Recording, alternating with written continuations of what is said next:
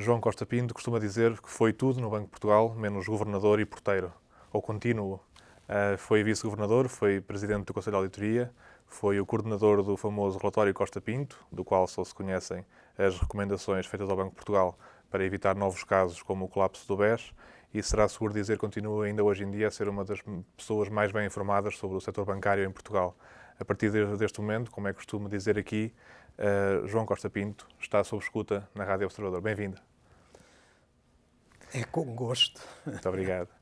Obra do destino, a acusação a Ricardo Salgado e outras personalidades do universo BES sai precisamente na altura em que Carlos Costa está a terminar o seu mandato no Banco de Portugal. Dr. Costa Pinto, sendo próximo de Carlos Costa, considera que ele sai do cargo com consciência tranquila em relação àquilo que podia ter feito ou que fez para evitar um desfecho como este? Bom, eu penso que só o próprio é que pode responder a uma questão dessas. Uma coisa eu estou convencido, que o governador que está de saída sempre procurou atuar em função de um entendimento pessoal do que eram os melhores interesses para o Banco de Portugal, para o sistema financeiro e para a estabilidade do sistema financeiro e, portanto, para o país. Isso estou convencido que sim. Eu acho que é justo ter presente que este governador exerceu as suas funções ao longo de uma década, que termina agora, que foi talvez a mais difícil e complicada década já atravessada pelo sistema bancário português. E uma questão que é poucas vezes referida é que a crise do Grupo Espírito Santo e a crise do BES deu-se praticamente no momento em que havia uma alteração estrutural no quadro jurídico-regulamentar e político da Europa do euro, com a criação da União Bancária. Mas isso tirou ferramentas ao governador para ser menos passivo? Isso mudou. Em primeiro lugar, repare, eu acho que não devemos falar do governador. Devemos falar da instituição Banco de Portugal. É evidente que o governador tem um estatuto muito especial no contexto da instituição, como sabemos. Com a União Bancária foi criado um contexto que, aliás, como decorre da questão que colocou, alterou a capacidade dos países membros da zona euro, tanto dos governos como dos próprios bancos centrais, de autonomamente resolverem certo tipo de problemas. No fundo, regras europeias, mas que acabavam por ter efeitos a nível nacional. Não é? Claro, por exemplo, e esse é um dos aspectos que eu, como outros, que eu tenho criticado da forma como a União Bancária foi lançada, porque a União Bancária foi lançada não como uma evolução natural do processo de integração europeia, mas como uma resposta de emergência à crise financeira e, sobretudo, à ligação que existia fortíssima entre o risco soberano e o risco bancário. É aí que surge então um problema como o BES, não é? E as pessoas estão a ver as notícias a sair, a acusação a sair, e custa-lhes compreender como é que foi possível fazer aquilo tudo, não é? Num contexto de controle adicional. Vamos lá ver. Uma fraude de quase 12 mil O milhões problema de euros. do BES, na minha opinião, e eu devo dizer-lhe, como já disse várias vezes, que ainda considero que estou dentro do período, uma espécie de período de nojo, que decorre do facto de eu ter sido presidente do Conselho de Auditoria do Banco de Portugal e como acompanhava os conselhos de administração do Banco de Portugal, onde eram tomadas as decisões importantes, eu tenho um dever de sigilo relativamente a um conjunto de informações confidenciais. Mas, tendo isso presente, eu não considero que isso seja impedimento a que eu exponha o meu pensamento e o que é que penso sobre esse assunto. Nós não conseguimos entender o que aconteceu ao BES Banco se não o analisarmos à luz do conglomerado Grupo Espírito Santo. Que Carlos Costa e o Banco de Portugal tentou-se fazer uma separação que não foi muito eficaz, sobretudo naqueles 6 meses, início de 2014. Era a ideia Ring fencing. do ring fencing e que de facto não funcionou. Poderíamos discutir porquê. Mas o BES acabou por ser uma vítima colateral de uma evolução do conglomerado Grupo Espírito Santo, que a partir de determinada altura entrou em perda. E, portanto, O banco foi vítima disso. Foi, em grande parte, vítima disso, na medida em que foi atingido pelos desequilíbrios financeiros que, a partir de certa altura, tornaram o grupo insolvente. Mas teria sido possível fazer melhor, olhando para trás? Eu acho que é sempre possível fazer melhor. E, em particular, os problemas, as ligações entre o banco e o conglomerado não foram ligações que tivessem surgido de um momento para o outro. Que futuro é que vê para o novo banco? Já se percebeu que as injeções do Fundo de Resolução irão provavelmente até ao último centavo que está previsto no acordo de venda. O que é que acha que pode acontecer à instituição depois disso? Olha, eu tenho muitas dúvidas. Porquê? E muita pena. Porque, com todos os erros que certamente existiram na gestão do BES, o BES era um dos bancos mais importantes no financiamento das empresas portuguesas. O que é que poderá vir a acontecer? As minhas dúvidas decorrem do facto do acionista maioritário do novo banco ser um acionista que nunca teve nenhuma ligação à atividade bancária.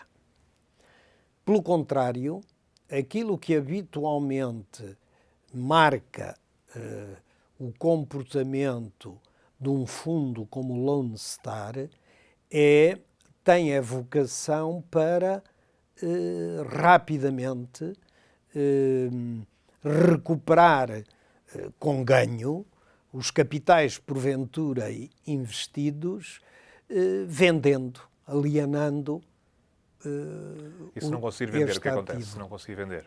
Não acredito, não vejo porque é que não há de conseguir vender. O novo banco vai ser colocado à venda limpinho. Quer dizer... Agora sim. Com certeza. É de facto, pela limpeza extraordinária que tem sido feita do seu balanço, é um banco que vai continuar a ter efetivamente valor. É evidente que tudo depende de quem é que vá adquirir o novo banco. Primeiro, a Lone Star, como penso que sabe, depois de um período relativamente curto, 3 a 5 anos, pode alienar o banco. E tudo depende de quem o adquirir, o que é que vai fazer. Se o vai manter inteiro, se o vai partir, tirando partido dos elementos mais importantes do seu balanço, isso está tudo em aberto. Mas, em rigor, acho que há um grande ponto de interrogação sobre o futuro do novo banco, exatamente pelas características e a experiência do seu acionista maioritário. O Banco de Portugal calculou há pouco tempo que 22% da carteira dos bancos, corresponde a cerca de 39 mil milhões de euros, estão neste momento abrangidos pelas moratórias. Também acredita que pode vir aí um tsunami quando as moratórias acabarem, como já disse um dos presidentes dos bancos? As moratórias, como sabemos, isso leva-me a chamar a atenção para outro ponto. O sistema bancário não compete ao sistema bancário ser ele a absorver as perdas e a assumir os custos do combate aos efeitos de uma crise como a pandémica. Mas a atuação do sistema bancário, como espinha dorsal do sistema financeiro, a forma como os bancos atuarem é crucial, quer neste momento de resposta de emergência à crise, quer posteriormente no relançamento. Mas a margem de manobra dos bancos depende muito do suporte que lhe for proporcionado por recursos públicos, quer através de garantias, quer através de recursos públicos que são mobilizados através do sistema bancário para apoio às empresas. A moratória foi uma forma que foi utilizada para responder a uma situação excepcional de emergência, com a paralisação da atividade económica, com a interrupção da atividade económica, a generalidade das empresas e também as famílias, que em muitos casos viram reduzidos os seus rendimentos disponíveis, deixaram de ter condições para responder normalmente aos compromissos que tinham junto dos bancos. Portanto, ou das duas uma, ou era feito um sistema que poderia ser este moratório ou outro com os mesmos efeitos, na medida em que se desse tempo a que houvesse um relançamento da atividade económica e uma retoma e posteriormente os bancos voltarem a cobrar, a receber aquilo que têm direito em juros e em capital daquilo que emprestaram. A grande questão é saber como é que os devedores, sejam empresas, sejam famílias, sejam indivíduos, em que condições vão estar quando a pandemia deixar de se fazer sentir com toda a sua intensidade. E isso depende da convergência de dois elementos: a duração desta crise e os apoios e os programas de apoio que é possível mobilizar para evitar destruição de tecido produtivo. Porque o grande risco é que possa haver danos estruturais numa economia, na portuguesa ou noutra. Danos estruturais que significariam desaparecimento de empresas economicamente viáveis, ou seja, destruição de capacidade produtiva, destruição de emprego.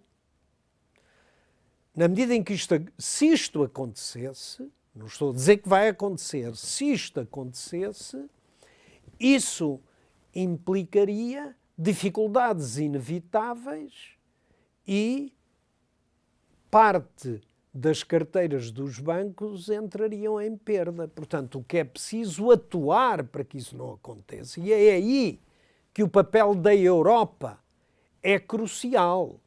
Porque a questão é esta: ou a Europa percebe que está perante uma crise excepcional que é provocada por um risco sistémico que afetou todos e que não resulta de erros que tenham sido cometidos de políticas públicas ou de políticas orçamentais e se mobiliza para evitar que algum dos seus membros entre de novo numa situação de default, ou se não se mobiliza, e isso não pode passar só por dívida, tem que passar por outras formas de apoio, de grantes, de subsídios, do que seja, ou se a Europa não se mobiliza e não é capaz de fazer isso,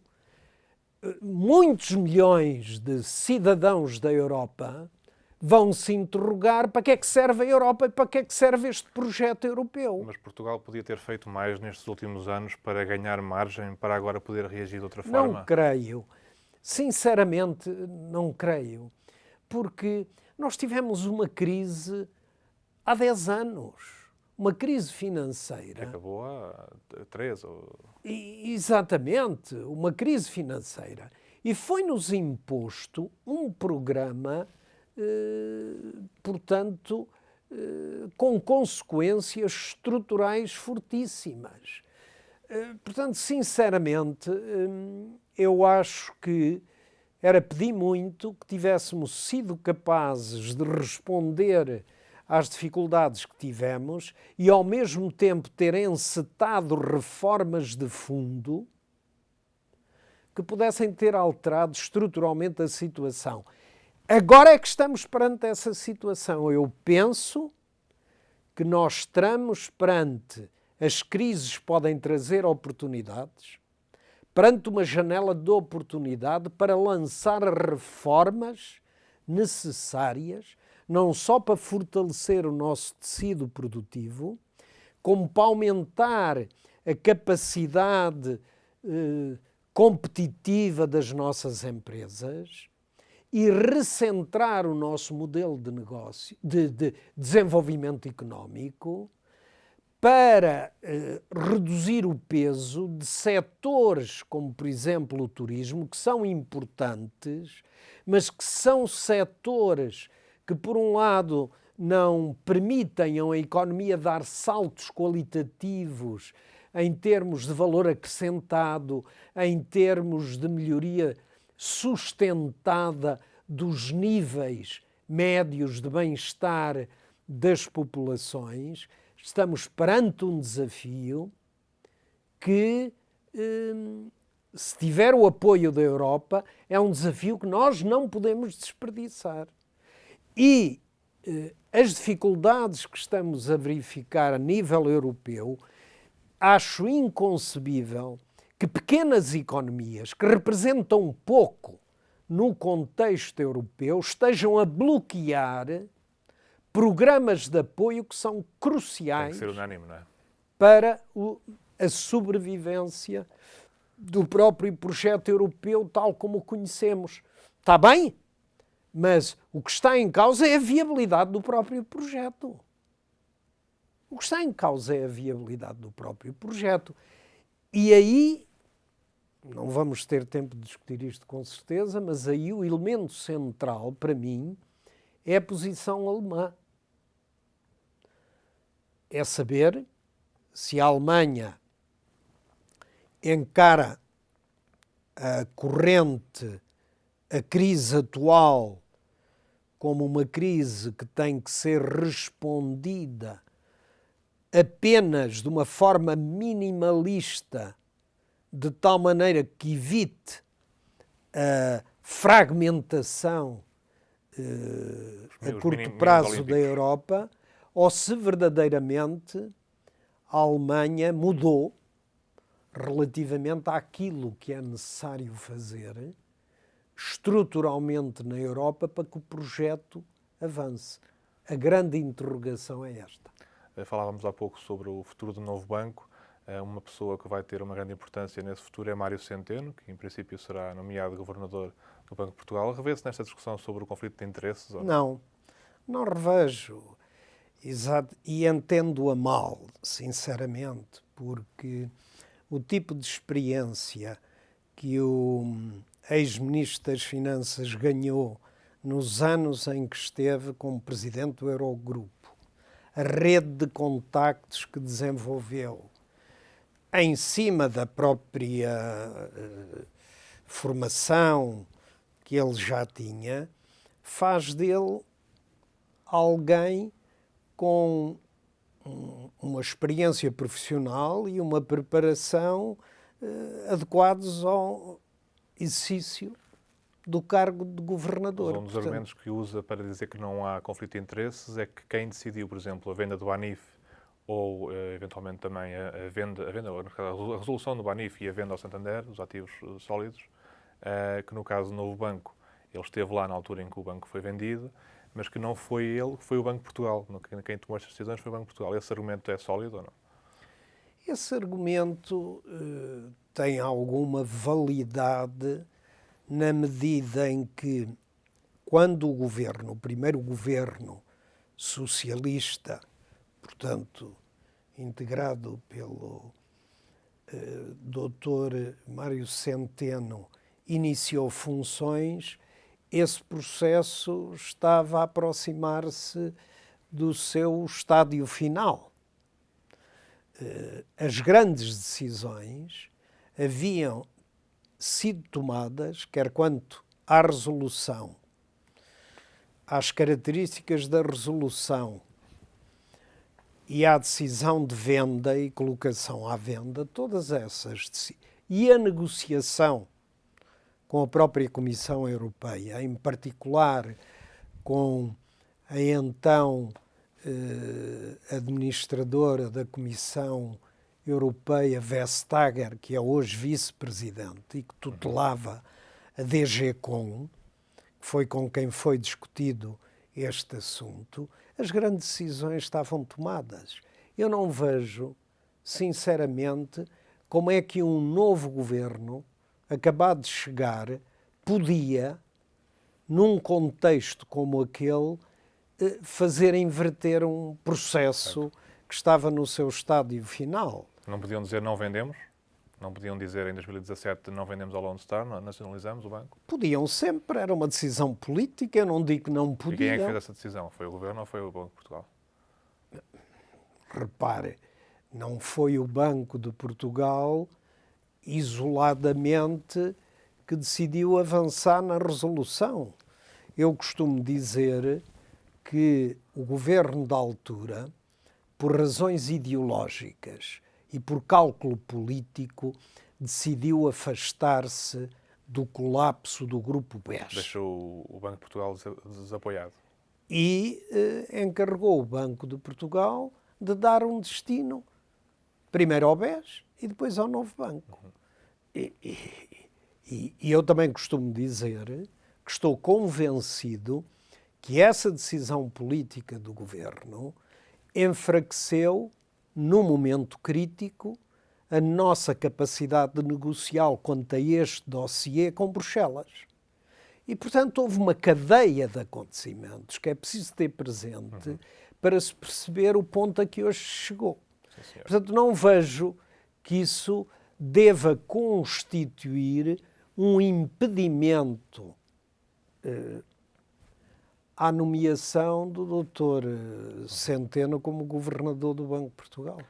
Queria falar um bocadinho consigo sobre o Montepio. É membro do Conselho Geral do Montepio.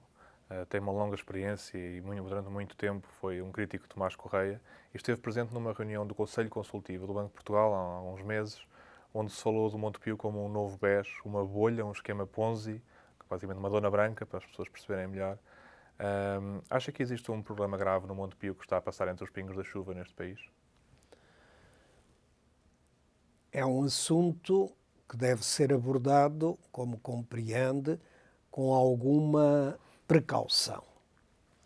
Porquê? Porque é uma instituição que está no mercado, está a operar.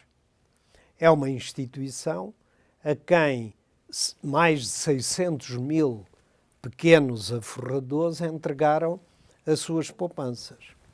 Agora, os problemas do Montepio e do Grupo Montepio são conhecidos há muito tempo. De facto, a Associação Mutualista que é o centro do Grupo Montepio, tem problemas de capitalização e, portanto, de solvabilidade. Isso é conhecido. Essa reunião do Conselho Consultivo a que se refere, e só falo nisto porque isso foi noticiado, não vou repetir mais do que aquilo que é do conhecimento público, como foi noticiado, houve um dos conselheiros que levantou essa questão, afirmando que estava preocupado porque a Associação Mutualista estava a financiar o serviço da sua dívida emitindo novos títulos de dívida. Esse foi o problema que foi, na altura, colocado e, repito, só estou a falar nele porque isso foi amplamente noticiado. Portanto, os problemas, eu diria que os problemas que atualmente afetam o Grupo Montepio têm uma dupla origem. Uma dupla origem. Por um lado, refletem aquilo que foi o falhanço, o insucesso de um projeto de expansão a nível nacional e internacional da atividade bancária a partir daquilo que era a Caixa Económica, hoje é Banco Montepio, suportado pelos capitais mutualistas. Esse projeto, que também é conhecido nas suas consequências, levou o banco para mercados como Angola, por exemplo, levou a Caixa Económica a adquirir um banco também interno com imensos problemas. Portanto, o insucesso desse projeto de expansão suportado por fundos mutualistas é uma das razões. A outra, lá está, de novo, a crise financeira atuou como acelerador. E os desequilíbrios que existiam, os problemas que existiam na Caixa Económica, porque os problemas que hoje afetam o Grupo Montepio, em particular a sua associação, tiveram origem na Caixa Económica. Foi na Caixa Económica que existiram perdas muito grandes que se acumularam e que forçaram aumentos de capital que passaram por mobilização de fundos mutualistas pela Associação Mutualista. Ora, esses desequilíbrios foram acelerados pela crise financeira.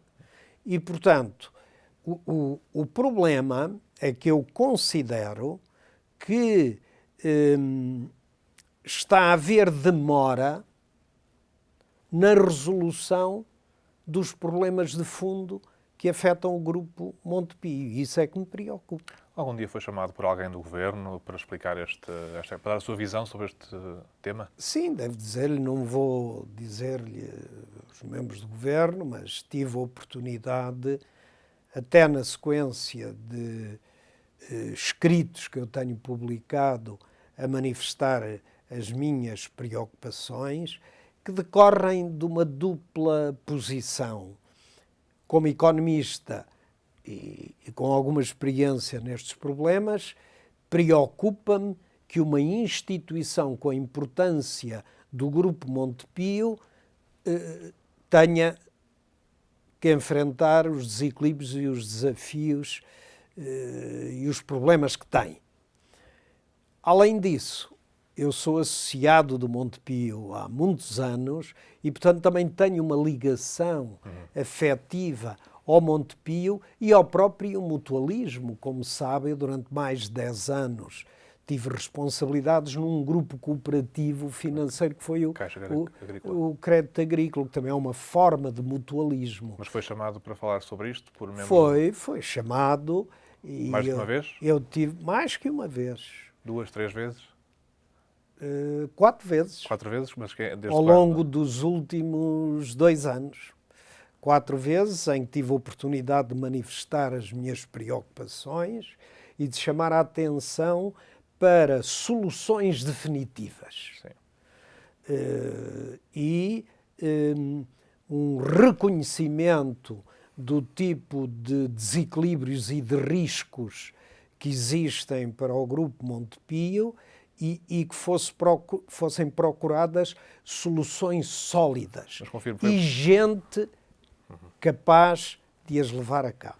O Dr. Mário Centeno não é um tema que ele fala muito no Montepio. Foi ele que recorreu a si para tentar iterar-se? Não vou. Okay. Eu preferia não falar em nomes, embora seja natural que um Ministro das Finanças, que é constitucionalmente responsável pela estabilidade de todo o sistema financeiro, se preocupe com um problema com as características e com a dimensão potencial do Grupo Montepio. Agora no Banco de Portugal vai ter uma responsabilidade. Agora no Banco de Portugal tem um tipo de responsabilidade que é complementar desta, com uma focagem que não deixa de ser distinta, na medida em que passa a ser o responsável direto e passa a ser responsável pela supervisão da principal instituição do Grupo Montepio, que é o Banco Montepio. Mas qual é que é a sua avaliação sobre o risco de que seja necessária uma intervenção pública no Montepio, a dada altura? Ou é possível isso não acontecer? A natureza do desequilíbrio que afeta o Grupo Montepio, na minha opinião, mais tarde ou mais cedo, vai levar à necessidade de mobilização de recursos para o estabilizar.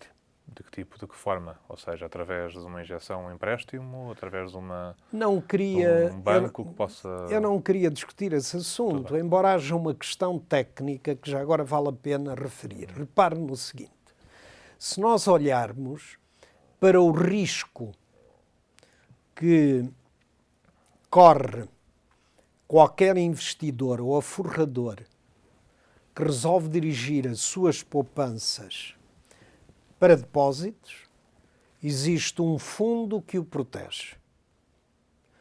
Se adquirir produtos emitidos por seguradoras, existe um fundo que o protege.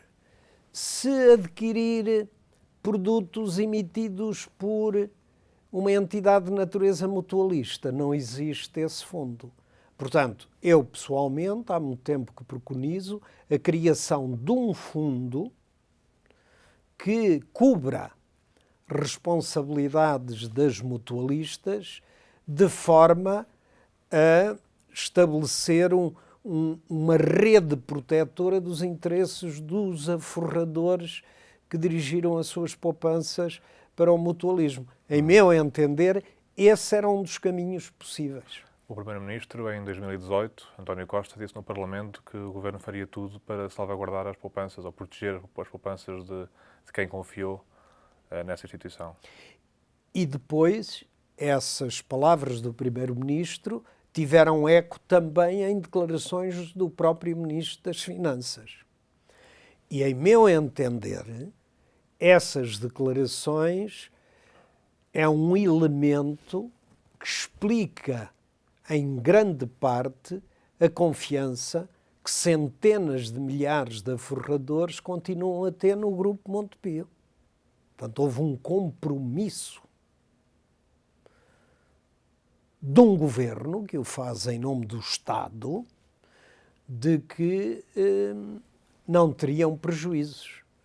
Portanto, agora é uma questão de essas palavras seguirem atos, no sentido de, uma vez por todas, resolver os rumores que, periodicamente, afetam Montepio, afetam a sua credibilidade, têm consequências sobre o próprio banco, uma vez que ainda recentemente uma agência de rating internacional baixou o próprio rating do Banco Montepio, com prejuízos para os interesses do próprio grupo. Portanto, é necessário, de facto, encontrar soluções duradouras. A Associação Mutualista da Administração que está lá neste momento faz parte da solução ou do problema? Eu não gostava de me... Sabe que eu não gosto de Fulanizar. fulanizar as coisas. Sim, mas tendo em conta as declarações que fizeram, disseram há pouco tempo nem sequer compreendiam o debate, acabou de dizer que a essa altura pode ser Um necessário. dos problemas que eu acho é que há quem no grupo Montepio continue numa posição de negação, em encontrar argumentos para negar a natureza dos desequilíbrios e das dificuldades. Eu, pessoalmente, tenho pena que assim seja, porque essas posições, atitudes de negação, quando estamos perante problemas reais e problemas que a experiência indica ou são resolvidos ou nunca se resolvem por si. Agravam-se. E toda a atividade financeira, porque o Grupo Montepio tem uma atividade financeira por excelência, quer bancária, quer seguradora, quer mesmo a mutualista, é uma instituição que eu considero híbrida, porque tem uma parte de mutualismo e tem uma parte que concorre no mercado, por exemplo, com produtos de capitalização que são emitidos pelas seguradoras. Portanto, neste aspecto, acho que quanto mais tarde demorar a encontrar soluções, em meu entender, pior. Uma última pergunta. O seu nome foi referido na última Assembleia Geral como alguém que poderia ser o rosto de uma eventual mudança na Mutualista Montepio. Exclui essa possibilidade? Sinceramente, excluo, na medida em que considero que a natureza dos... Na vida das pessoas há momentos para tudo. Como associado do grupo, como membro dos seus corpos sociais, uma vez que pertenço ao Conselho Geral. Ao Conselho Geral, sempre estive disponível para dar o meu contributo, porque acho que é uma instituição das mais importantes do país. E, portanto, com uma história daqui a pouco quase 2 séculos, que é preciso, de facto, preservar e porque tem que ver com os interesses de centenas de milhares de pessoas. Nessa perspectiva, sempre estive disponível para colaborar, de facto, na procura de soluções. Em qualidade, isso é questão que nunca se me colocou esse problema. Muito obrigado, não temos tempo para mais. Convido os ouvintes a lerem a versão integral desta entrevista em observador.pt. Muito obrigado, Dr. João Costa Pinto.